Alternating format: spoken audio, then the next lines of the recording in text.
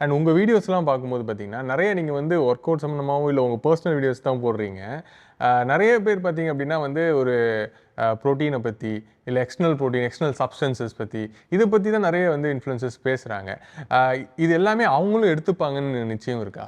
சத்தியமா முடியாது. இப்போ நானே அதில எடுக்க மாட்டேன். ம். என்ன கேட்டீங்க அப்டின்னா, நானே ரொம்ப செலக்டிவா எடுப்பேன். ஒரு வே புரோட்டீன் எடுப்பேன். பிசிஏ தேவைப்பட்டா தான் எடுப்பேன். மல்டிவிட்டமின்ஸுமே வந்து அளவா தான் எடுத்துப்பேன். ம். நீங்க சொல்ற மாரி எல்லாத்தையும் எடுத்தோம் அப்டின்னா, ஆர்கான்ஸ் கண்டிப்பா தாங்காது. ஓகே.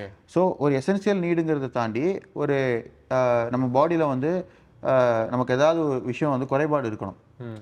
டெஃபிஷியன்சி இருந்தா மட்டும் தான் நம்ம அது நீடு இருக்க போகுது. இப்போ பேசுறவங்க எல்லாத்துக்குமே பார்த்தீங்கன்னா, அவங்களுக்கு வந்து அந்த நீடு இருக்காது. ம். அவங்க ஆல்ரெடி அவங்களோட ஃபிட்டா இருக்காங்க. பிராண்டிங்காக பேசுவாங்க. சத்தியமா எடுக்க மாட்டாங்க. நான் சொல்றேன் எடுக்க மாட்டாங்க. ஏன் எடுக்க முடியாது. பிராக்டிகலா திங்க் பண்ணாம எடுக்க முடியாது.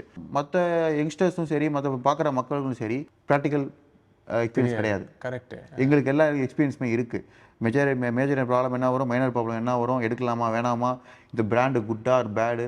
இல்ல எவ்வளோ வந்து குவாலிட்டி இருக்கு? எல்லாமே எங்களுக்கு தெரியும். ஸோ நாங்க வந்து கிட்டத்தட்ட ஒரு 12 இயர்ஸா ஜர்னில இருக்கிறோம்.